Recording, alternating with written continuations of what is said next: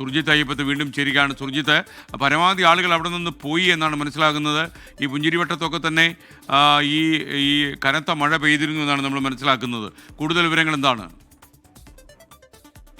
ഈ പുഞ്ചിരിമട്ടം മേഖലയിലൊന്നും ആൾപ്പാർപ്പില്ല. മുണ്ടക്കയിലും ആളുകൾ താമസിക്കുന്നില്ല. ചൂരൽമലയിൽ ഈ അപകടകരമായ അവസ്ഥയിൽ ആളുകളില്ല. അതായത് അപകടകരമായ പ്രദേശങ്ങളിലുള്ള ആളുകളെല്ലാം തന്നെ നേരത്തെ മാറ്റിയിട്ടുണ്ട്.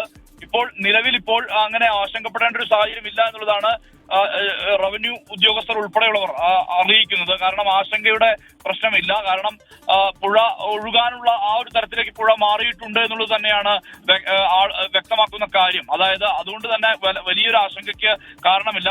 മുകളിൽ ഉണ്ടായിട്ടുള്ളത് ലാൻഡ് സ്ലൈഡ് അല്ല, അതൊരു ലാൻഡ് സ്ലിപ്പാണ് എന്നാണ് പറയുന്നത്. അതായത് മണ്ണിടിച്ചിൽ മാത്രമാണ്, അല്ലാതെ മറ്റ് ഉരുൾപൊട്ടലല്ല എന്നുള്ള തരത്തിലുള്ള വിവരം കൂടി നമുക്ക് ലഭ്യമാകുന്നുണ്ട്.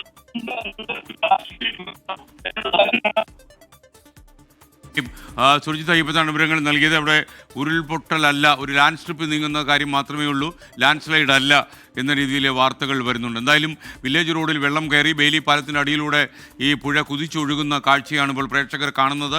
അവിടെ നിന്ന് കൂടുതൽ ആളുകൾ മാറിപ്പോയി കഴിഞ്ഞു എന്നാണ് നമ്മൾ മനസ്സിലാക്കുന്നത്. പക്ഷേ തീക്കൊള്ളി കൊണ്ട് അടികൊണ്ട പൂച്ചയാണല്ലോ അതുകൊണ്ട് തന്നെയാണ് നമുക്ക് ഈ ഭയം. ഒരിക്കൽ ഒരു രാത്രിയിൽ മലമുടിയിൽ നിന്ന് മരണം പെയ്തിറങ്ങിയ സമയം നമുക്ക് ഓർമ്മയുണ്ട്. എത്രയോ മനുഷ്യരുടെ ജീവൻ അപകരിച്ചുകൊണ്ടാണ് അന്നത്തെ ഉരുൾപൊട്ടൽ കടന്നുപോയത്.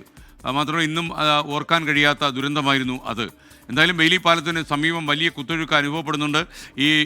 ഈ പുഴ നിറഞ്ഞൊഴുകുന്നു എന്ന രീതിയിൽ വാർത്ത വരുന്നു. ഇത്രയധികം വെള്ളം കൂലം കുത്തി ഒഴുകി വരാൻ കാരണം എന്താണ് എന്നാണ് ഇപ്പോൾ ആളുകൾ ആലോചിക്കുന്നത്.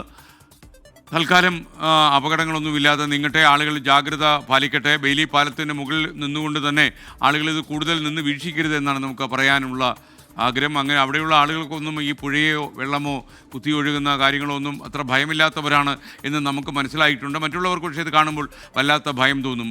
ഒരു പുഴയുടെ ഒരു ഭീകരത നമുക്കിപ്പോൾ ബോധ്യപ്പെടുന്നുണ്ട്.